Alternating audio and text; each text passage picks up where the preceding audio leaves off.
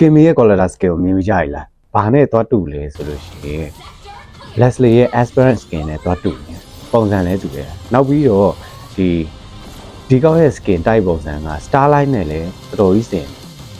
ဘယ်လိုပြောမလဲ starlight ပုံစံမှာ color ထုတ်ထားတဲ့ပုံစံမျိုးကြီးဖြစ်နေလားအမြင်ဘူးတဲ့သူတွေရှိလို့ရှိရင်ပြပေးမယ်ပြီးတော့ဘယ်လိုပုံစံရှိရဲဆိုတာအတူတူဝေဖန်ကြည့်အောင်သူ့ရဲ့ ultimate ကိုကြည့်အောင် ultimate ကလည်းအရင် scale effect တော့မပါနေဘူးဒါပေမဲ့လှတော့လှတယ်သူကသူ scale 2ကိုလည်းကြည့်လိုက် scale 2ကလည်းတာမန်လောက်ပဲအရင်ထူးခြားခြားတော့ရှိမနေဘူး scale 1ကတော့နည်းနည်းလှတယ်သူ့ရဲ့တုံးကြီးလေးထွက်လာတဲ့ပုံစံတွေကမစိုးဘူးအရင်တော့အားရတာတော့မရှိဘူးတိတ်လည်းသဘောမကျအောင်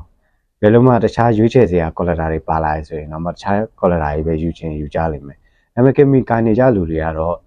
ယူကြမယ်လို့တော့ထင်တယ်ဒီ chemical color ထက်နောက်ထပ်အသစ်ထွက်လာမယ် glue ရဲ့ battery skin ကပိုလှတယ်ဘယ်လိုပဲပိုချစ်စရာကောင်းတယ်ကွာသိလားအဲ့ဒါလေးကတော့နောက်ဗီဒီယိုကြမှာပဲပြပေးတော့မယ်